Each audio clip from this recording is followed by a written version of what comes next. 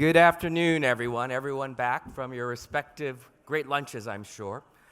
It's my great pleasure as the first Asia Fellow of the Milken Institute Asia Center to introduce the moderator of our next panel.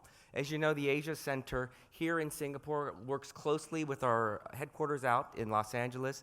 And so this panel, of course, is a view from here on the United States. We just had a terrific session with what we call the Young Leaders Circle, up-and-coming leaders in this region, with Eric Cantor, who will be one of the speakers, or one of the people on the panel right now.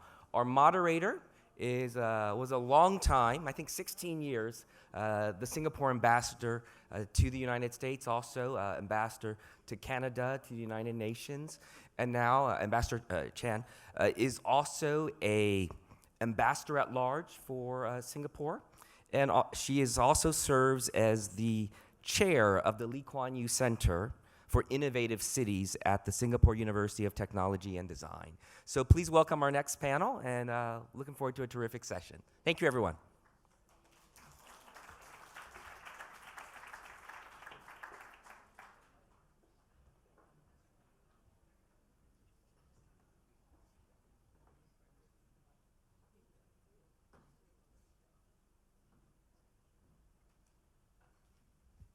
Are we on? We are. Good afternoon. This may be the session you've been waiting for. It's a very timely session. It's a session on the United States, a bright future or looming uncertainties. And I think given what's happened last night and what's been happening in the region, we'll have a lot of things to talk about. But first of all, let me give you a short introduction to each of these panelists.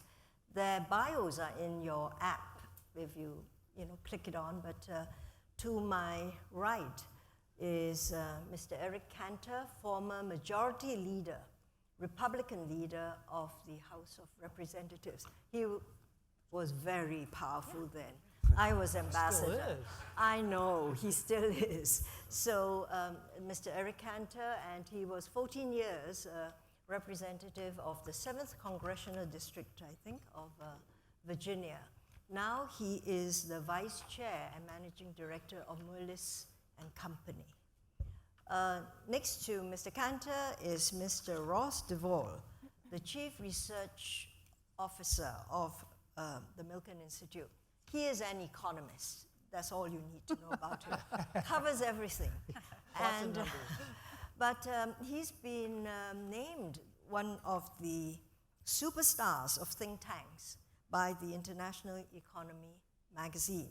Also seen frequently on TV, CNN, CNBC, Bloomberg, you name it, and also in print media and in the Financial Times, writing and also being quoted frequently.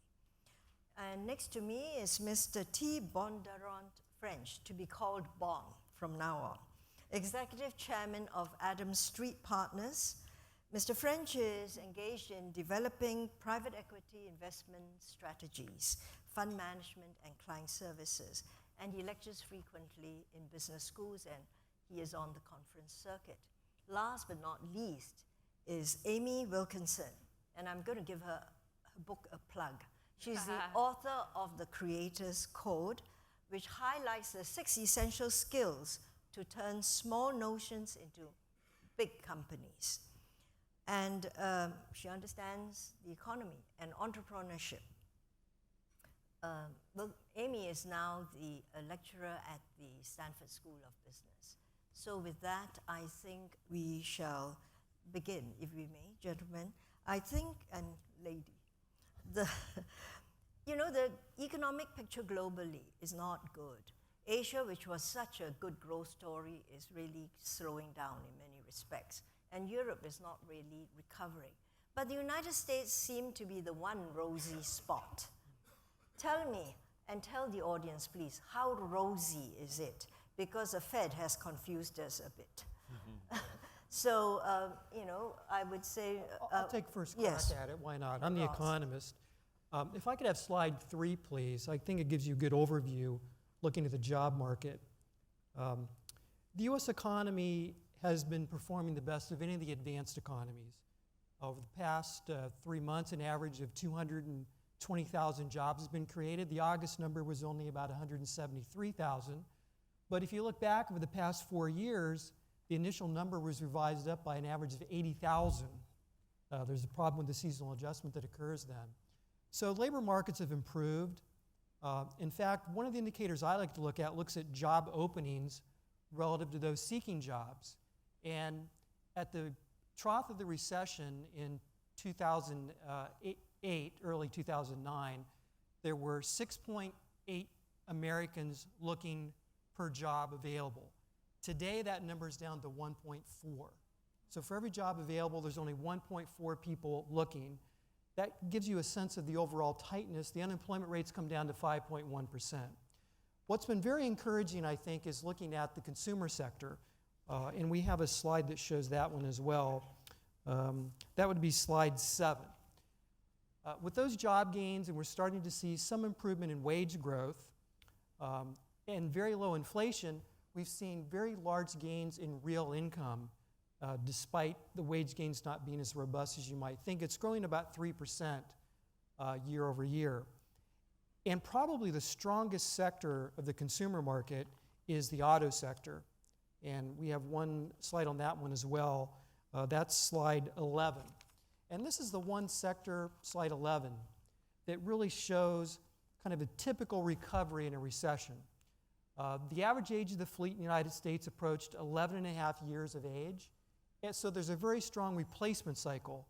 In last month in August, they hit 17.8 million at an annual rate. That's the highest since 2005.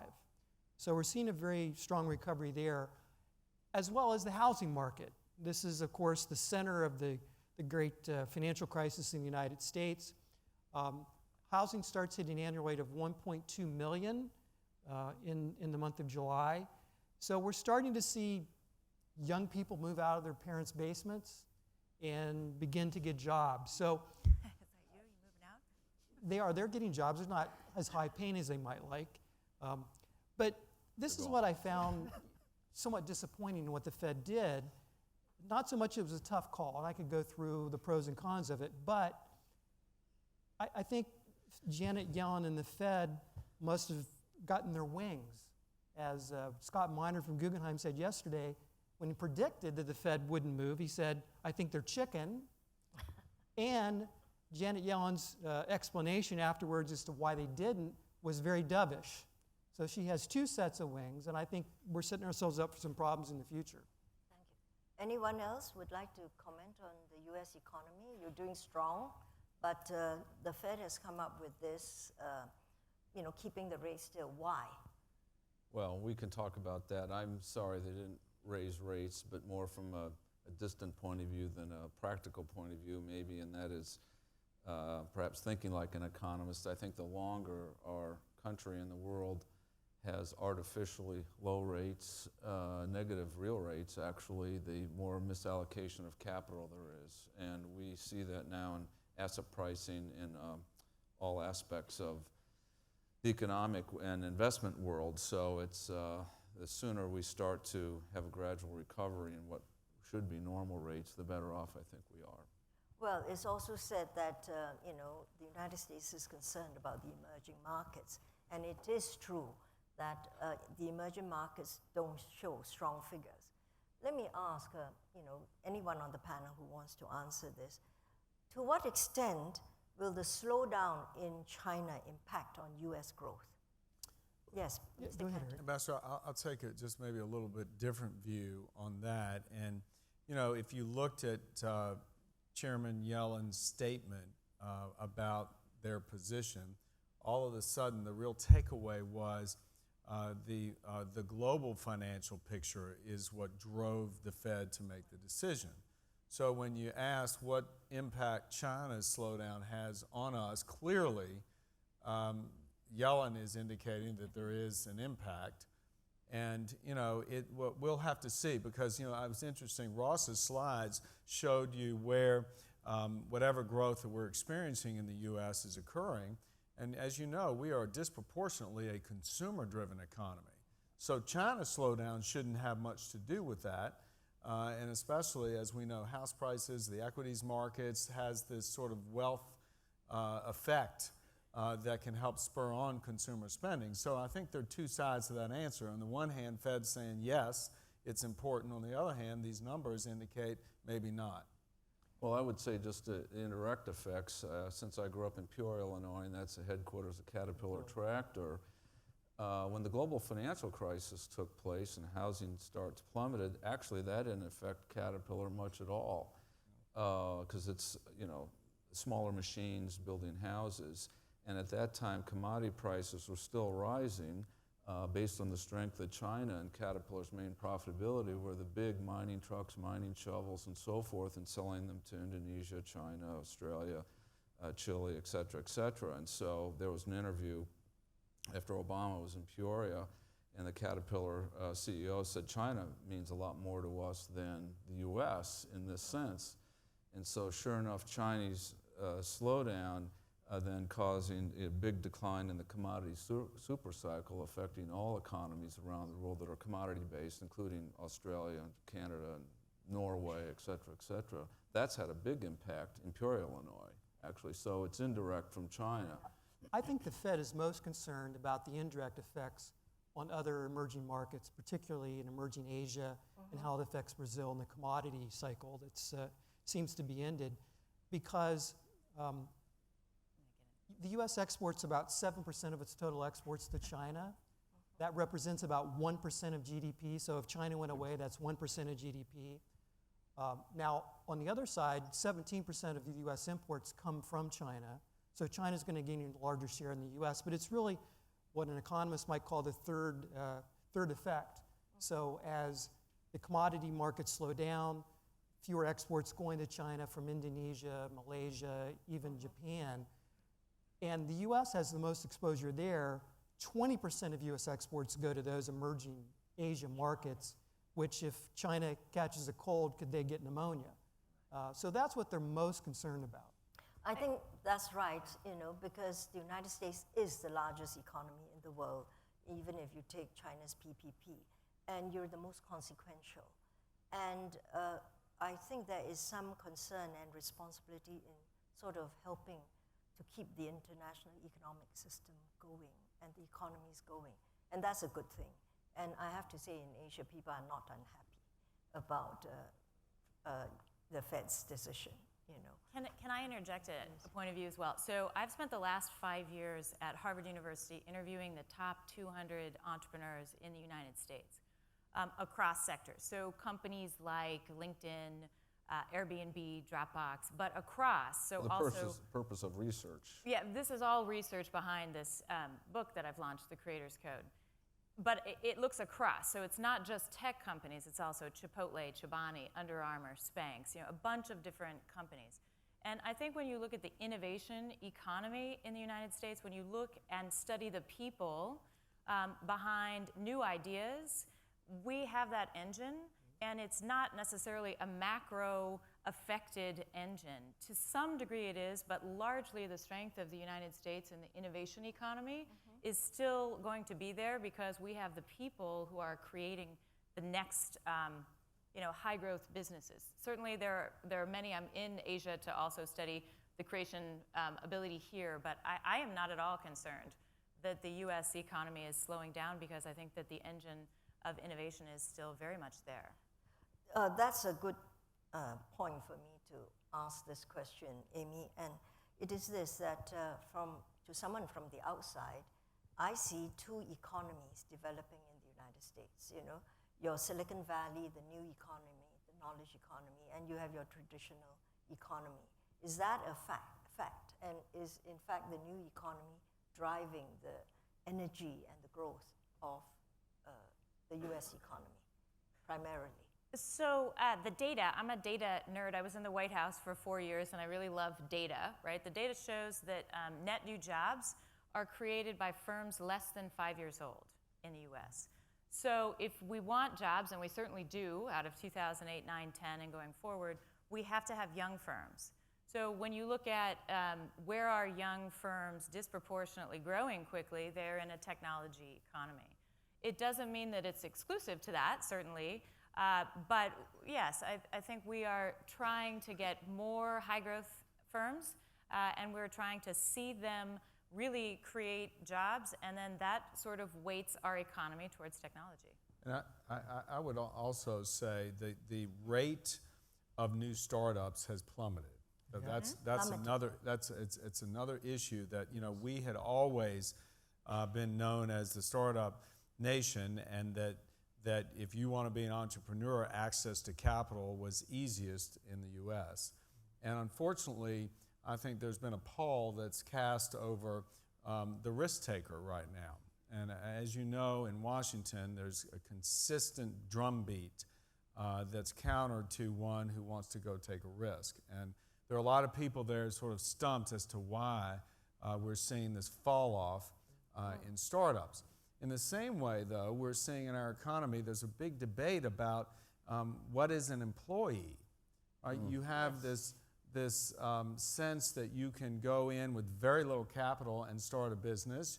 You can be an independent contractor, and obviously Uber, I just came from London, there's a huge protest there over the black taxis versus Uber, and they're in court all around the United States trying to make the case that these independent contractors are employees. So that is also taking an effect on our economy, but all this technology tends to also affect, if you will, this other legacy industries that we have in America and the rest of the world. Airbnb, look what that's doing to the hotel industry. Amazon, look what that's doing to retailing, to any number of service industries. So it is, I think, we really are in a new age. Technology is driving a lot of that, but it's also reflecting in pricing power and the difficulty now to compete. I would like to jump in as well, which is the data shows that millennials are not creating companies in the numbers that people have created in the past. So in fact, their baby boomer parents are creating companies in greater numbers. And that's problematic, to Eric's point. We want young people to create the next big ideas. There are a couple reasons, I think, why that's happening. One is many of these people graduated from college in 2008.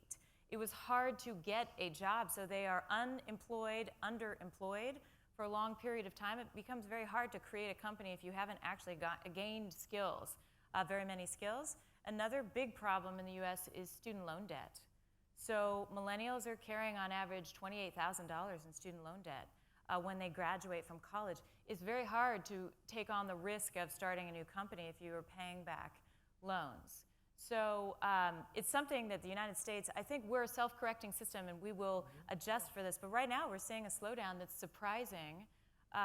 And the average age of a first-time founder is 39 years old in the US. So a lot of people think that this is like, a hoodie-wearing, flip-flopped 20-something Mark Zuckerberg who's starting the next companies. It's not. It's somebody who's 39 years old on average. Would you like to say something as an investor? Well, as Adam Street has been a funder of Silicon Valley going back into the early 70s, 1972 to be precise, and so our view in the trenches is a little bit different than that because right now Silicon Valley is going through, and this has been true for 3-4 years, 4 simultaneous technology shifts that are driving innovation, and usually Silicon Valley was excited about one big technology change. But between mobile, big data, the cloud, consumerization of the enterprise, even SaaS for everything, the cost curves keep coming down, the power keeps going up. I'm not telling anybody anything they don't know already, but the implication of that is that there are applications now for new things, if you will, and new companies that couldn't have existed even 5 years ago. So, Uber couldn't have existed 10 years ago. Just the systems wouldn't have worked. The cost would have been too great. So, it's a frenzy, actually, in Silicon Valley of startup activity. There's a lot of money and capital available for this. And as you were saying, Eric, it's affecting all industries, including, you mentioned hospitality, but it's also affecting agriculture in a very positive way. Transportation, we mentioned.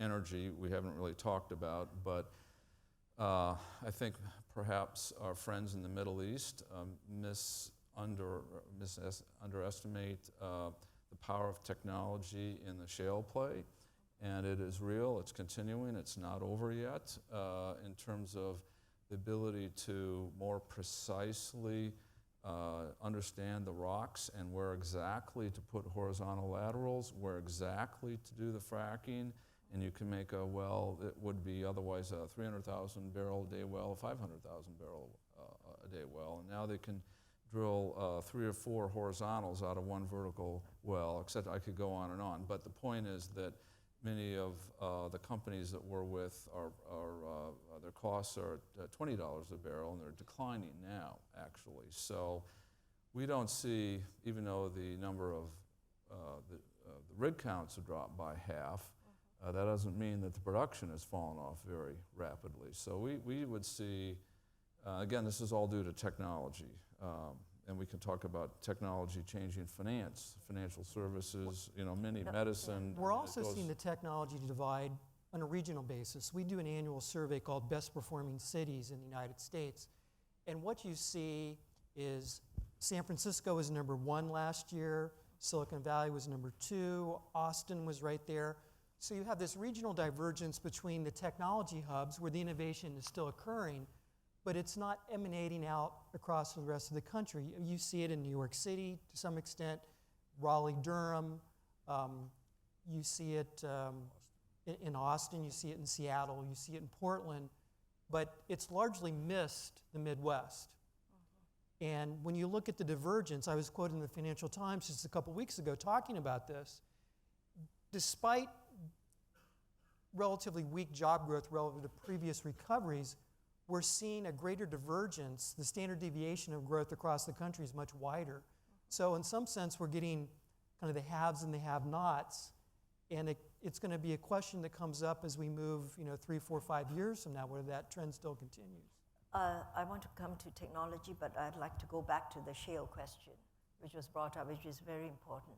We've been hearing that with the discovery or the tapping of shale gas in the United States, you've got this cheap source of energy, and manufacturing may return to the United States, traditional manufacturing, which jobs that Americans believe they've lost to Asia, and that could come back. I don't think that'll come back, by the way. We're already seeing some signs of that. You I grew up have? in Ohio, right? So I know the Rust Belt very well. And Steubenville just built a new steel plant, right? If you'd have told me 30 years ago that would ever happen, I'd have said, you're crazy. Why is it? Cheap natural gas. You're seeing Middle Eastern fertilizer producers located in the Midwest because of cheap natural gas. So it is happening. Petrochemical plants. Petrochemicals, yeah, but it's going to take a long time before it manifests itself. So Your car industry has come back. it has, Yeah. yes. So, But the other thing that's happened is so you think that shale will, in fact, bring back some of the lost manufacturing? it's already doing that. reinvestment? It Yes. is. Now, Well, That's- the other thing is that, we've had disruptions in the supply chain due to strikes on the West Coast ports and so forth. So many companies are thinking, wanting to keep their costs down, just-in-time inventories. Complete offshoring may not make sense. And so perhaps, Mexico is actually booming now with more plants, more ports, more manufacturing there because it's closer to the U.S., taking advantage of labor markets there and their expertise. And so I think there are 9 or 10 auto plants under construction in Mexico right now, believe it or not, on top of the many plants that exist there. So parts are going both ways, cars are going both ways. That's just one example. So it's, I think, a North American story as much as it is just a U.S. story. The other thing I would say about the shale revolution is the very sudden, in an electric utility sense, shift from coal to natural gas. And so we, for decades and decades and decades, and I used to follow the electric utility industry in the 70s as an analyst, was always at 50% coal-fired. Now we're at 37, 35, 36. 36. And that took place in a 5-year period. And so our carbon emissions now in the U.S. Have dropped below what was proposed in the Kyoto Accords, which our country wouldn't sign because we never dreamt that we could ever meet them, and now we're actually lower than that. And so, and I think that's going to continue. I don't think coal is going to be completely obsolete, but there's a huge shift there. Now, I'd like to wind down the economy section because I want to get on to politics, which is a lot of fun, you know, and it's What quite. do you mean? You're saying the and economy it's- isn't fun? No, and it's witty. I have to say, the language of American politics is very witty. Are Americans feeling good about the United States again, Mr. Cantor, on Main Street? I don't think we're there yet, no. I mean, I think that a lot of the debate within the political parties surrounding the upcoming election is much about how we can get back to that very optimistic sense of America. And if you've seen any of the debate the other night, you know, Mr. Trump, he's got "Make America Great Again" is his slogan. You've got Jeb Bush trying to reinstill some sense of optimism rather than playing to the dark side of human nature. You know, we've had these very contentious issues that have really dominated the public discussion in Washington and throughout the country for many years now, and it's about the fiscal health of our government and the proper role of the government. It's about growth and the lack thereof. It's about we're reacting to these disruptive change that has occurred largely due to technology, and we've reacted in a way, and I think the statement that we're a very self-correcting system. I agree with that, and I think we'll get there. We're not there yet, though. Okay. Now, I'm going to ask any of you, are there any Democrats here? I sort of think not. You know? Well, we're independent, non-partial thinking. Yeah, so okay. we don't belong to any party. Yeah. The question is, does it matter for the United States who wins the presidential elections, Republicans or the Democrat? No, I'll start there, and then I don't want to dominate because obviously I got a little expertise in this sector. We'd rather hear what Skin you in have the to game? say, actually. You know, first of all, the question, Ambassador, I think is, does each party have a separate platform? Yes, they disagree on the role of government and the level of government involvement. I think that's really the distinction in the most part, is certainly in the economic area, whereas the Republicans would be much more of limited government advocates, whereas Democrats believe in markets, but they believe that the government much more needed in many aspects of the economy. And I would just say in general. But I also think the question brings up the discussion about, are these changes we're talking about, is the growth we're looking for actually going to come from a government that is there to create the environment for this to happen, or does it come from the innovation economy that exists regardless of who's in office? And I think They it's do probably well in combination spite of of the both. government. I think it's probably a little bit of both. It is. And I do think you'll see markets react in a very positive way if it looks like the Republicans would win again, because traditionally known as a party that is more about sort of a supply side approach versus what many on the left in the U.S. have been talking about for many years, which is this disparity of wealth and income. And much more of an emphasis on that from the Democratic candidates than you hear from Republicans. I mean, I think the disparity of income is actually going to increase, not just in the U.S. but elsewhere, because we have moved, over several hundred years in the U.S. from an agricultural society to a manufacturing society, and we're well into the information age. I mean, well into it. And as these technologies become pervasive across all industries, as we just described, it requires even more education to be a knowledge worker.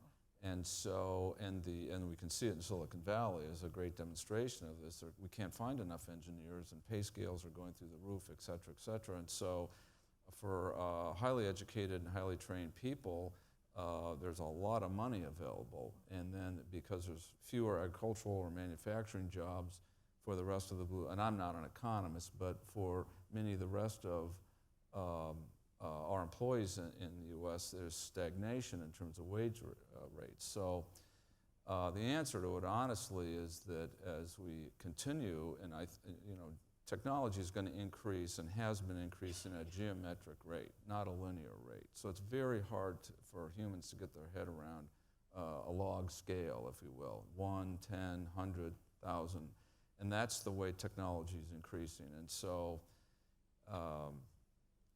it's hard for the educational system to keep up with that, but that's going to be the only answer if you're going to solve income equality. So I'd like to address that as well. I actually started my career out of grad school working under the Clinton administration in the U.S. Embassy in Mexico. And then I was at J.P. Morgan and McKinsey, started a company. I came back under the Bush team as a White House fellow and did trade and economics policy. I really think good people are on both sides of the aisle. To the question of does it matter who wins the election? Of course, because different decisions will be taken by different groups of people. But there are very good people in both camps in the U.S., and we have to keep reminding ourselves of that. And I think one of the most interesting things that we've just seen in the last few days is this case of the 14-year-old in Texas who made a clock and brought it into school, who was a Muslim student named Ahmed Mohammed, and was immediately arrested for people thinking that was a bomb, right? And in the U.S., we've had a lot of trouble. There's a lot of fear around bomb scares, and for good reason after 9/11. But I think the response to it is fascinating because what you see is a 23-year-old college student, a woman who was also Muslim, standing up a hashtag on Twitter that says, "I stand with Ahmed," right? And then you see a bunch of voices, Mark Zuckerberg at Facebook saying, people who build things like a clock that we thought might have been a bomb, we should be actually, when it's just a clock, we should be encouraging that, right? And you see Twitter and Google and MIT and NASA. He was wearing a NASA t-shirt when he was arrested. A lot of the engineers at NASA are immediately voices in the conversation saying, Ahmed, come over, we'll show you how we drive the Mars rover, right? And President Obama is in the conversation saying, please come to the White House. We need kids who will be engineers, who will create and build things. And so the political debate comes in around that too, but I think the point that's most interesting is how many other voices are in that conversation. And when he was interviewed this morning on Good Morning America, I thought it was fascinating. They said, oh, aren't you so excited that President Obama has invited you to the White House? And he's more excited about the fact that MIT has invited him to come because he would love to go to MIT. Sure. And so I think it's not Stanford? Well, MIT is a great institution. Yeah, and I'm all for anyone who will build and create something, certainly. But I also think it's an interesting commentary on the political system and the number of voices that are in it now. Certainly universities and technology founders, business people, and political people. But I have to say, as a political scientist, I do have to agree with Mr. Cantor that, presidents, leaders create an environment which allows economies to grow, things to happen, and that's crucial. So, and it's the enabling environment, and so. And Ambassador, back to your point before, are we that America again, that shining city on the hill? And I would say that our political system right now is in paralysis. I mean, if you just look at what may take place for the next 60 or 90 days, we've got the Pope is coming to Washington next week, and everything's on hold till after the Pope is there, and after which time there's 2 days to avoid a government shutdown again. And then we'll have Washington arguing over spending limits. And then we'll see Washington once again delve into this question of the debt ceiling and the necessary increase in that. These are all arguments and fights that have played out before. And I think, interestingly, all the voices in the debate, because technology has allowed for social networking and collective action online, have made things more difficult, honestly, because the voices are louder, and all of a sudden the incentives are different for political leaders. But right now, Ambassador, to your point, leaders make a difference. And unfortunately, leaders right now have been unable to create that environment to set Which leads me to the next question, which I've been dying to ask. Explain the Trump. Explain the Trump phenomenon. And I think he's really rattling the Republicans and the Democrats both. I don't think any of us can explain the Trump. Yeah, I think the Of Donald. the Donald. Yeah. The Donald. I think it's the ultimate reality TV show. That's, I think, well, what it is. he's touched a nerve. There's a sense out there in Middle America that your children are not going to have as well-paying a job as you've had. So he's touching upon that, and Disillusionment with leadership in yeah, Washington. absolutely right. I think that's what it comes down to, because you have this perception the political class can't get things done in D.C. Maybe somebody from the outside can, although you could say that the person that inhabits the White House now came from the outside as well. Well, but here's the irony of Donald Trump. First of all, a man who claims to be worth $10 billion saying he understands the plight of the working middle class. That's number one. Number two, I agree. I mean, so much of what he's about, Bernie Sanders is about, anybody from the UK, Jeremy Corbyn's about, is broken promises. People, political class making promises, not delivering. But yet, he is the one who has committed this ultimate making of a promise one day after the next of things that absolutely won't happen. Right. That's the irony of Donald Trump. I mean, he is promising that building a wall across the entire southern border, thousands of miles with Mexico. And getting them to pay for it. And getting the Mexican government to pay for it. I mean, but it'll be a beautiful wall. It'll be a beautiful wall. It'll be the Taj Mahal. I mean, it's in a way, it's preposterous. Actually, forgive me for saying this, but for the outsider looking on, and it strikes me more now that I'm home rather than when I was sitting there watching television for 16 years, it's very much TV sort of seeps, the reality show seeps into everything, including the presidential politics, which is so important. And I think that's what some of us outside of the United States sort of wonder, what is happening, And the question is this the silly season before January when the real primary politics will start? And this is just, you do a lot of this. I think the polls reflect our desire to be entertained. And he is very entertaining. We have no idea what he's going to say next, and much of it's preposterous. And so it's just, you sit there and you can't help but watch because you never know what's going to happen next. So I think he'd be a horrible leader. I mean, his ego is as many egos as there are in Washington. His ego, I don't even know would fit in. Nothing compares to that. And never forget, I mean, the networks are having a field day. Yeah. I haven't seen the numbers on the other night, but I assure you it was the highest watched show CNN has ever had. And Fox News, over 20 million viewers when they had it a month ago. So let's not forget, there is this aspect of it that the press is wanting this to last as long as it can because, my God, it's like crack.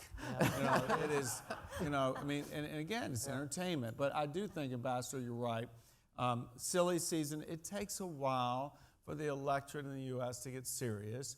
We have the longest election season of any country. It's perpetual, actually. Right, it is perpetual. I know that from experience. But, it is, last cycle, remember, it was Michelle Bachmann and Rick Perry right now who were 1 and 2. Yeah. And remember, the former governor of Texas, just pulled out of this race this time. Michelle Bachmann's retired. She was out there. Again, so it's I think we'll get serious after a while. Well, okay. Now, I'm going to let the audience pose questions. So perhaps you would get ready. I have a couple more for the panel, and I'll let you have a go at them. This one is on TPP, on the Trans-Pacific Partnership. And I'd like Mr. Cantor to answer this, and maybe Amy, because you worked with the USTR as a White House fellow with Bob Zoellick. Will the deal be done? That's one.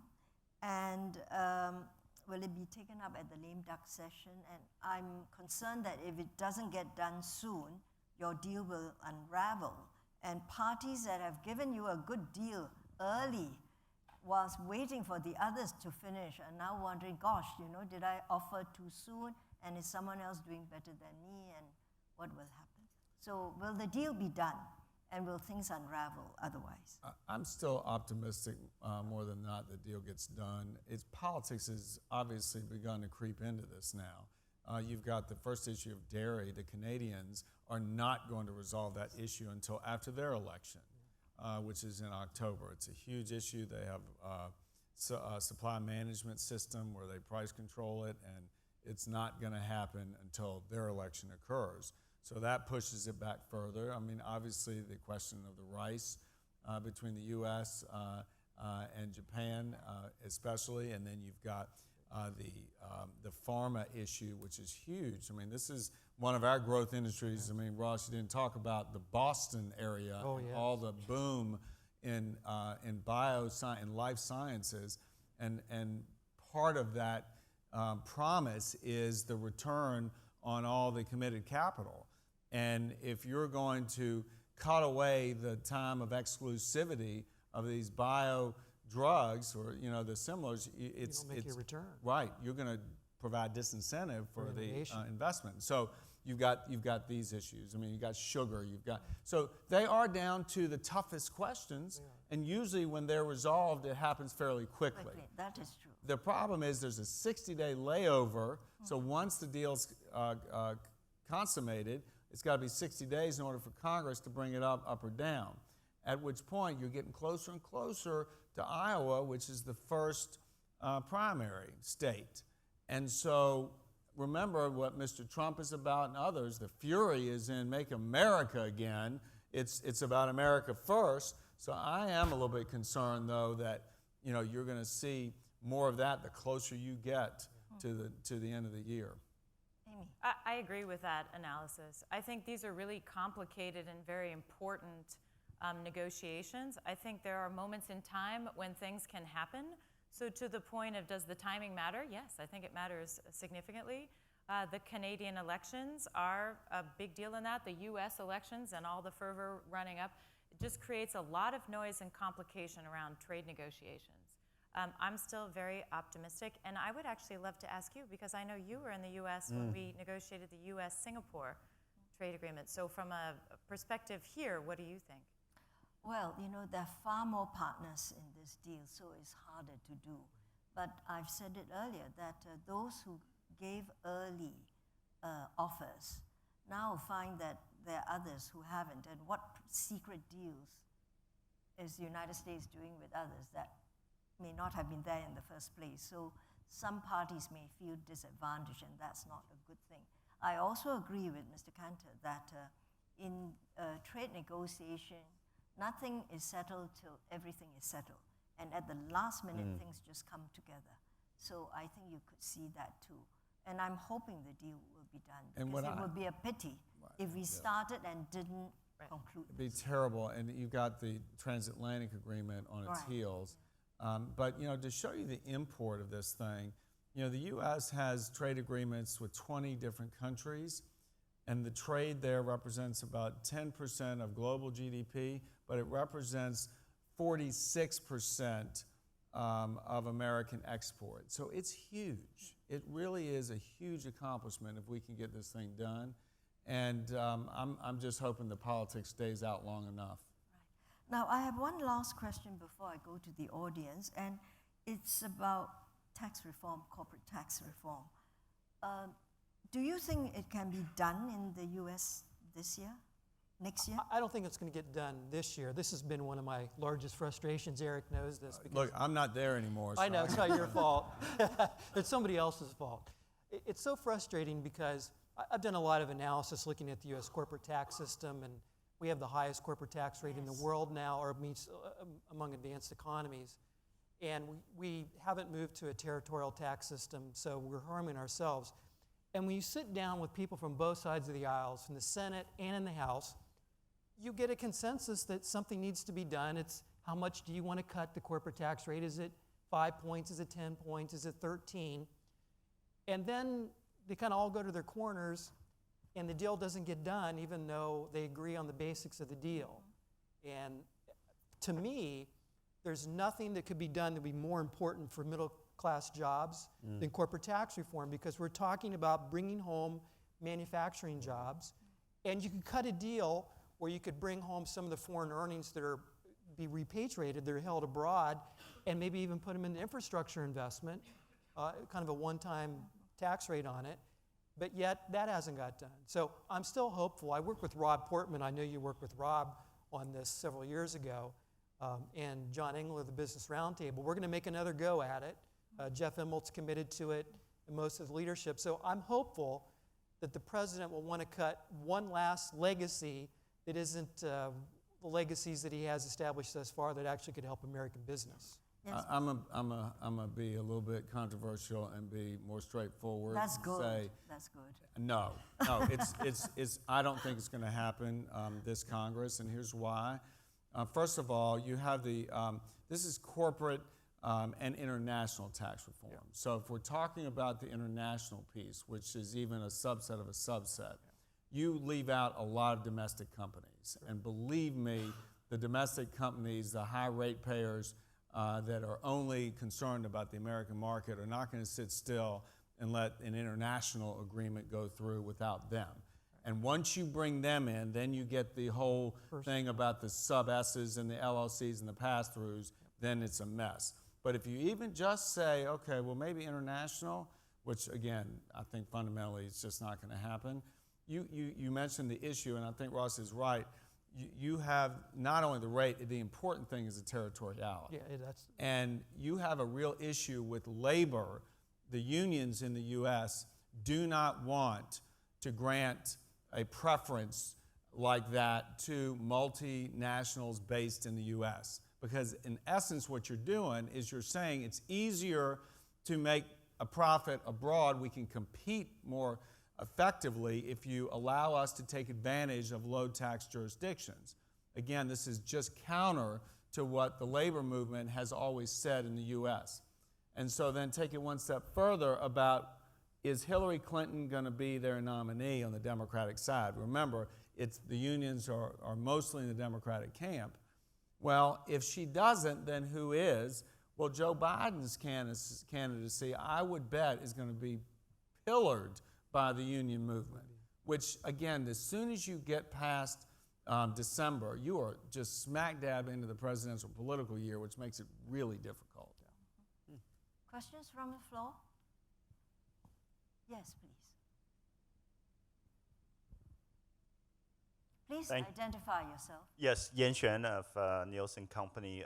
Great discussion. Thank you. Just a quick question. Actually, two quick questions.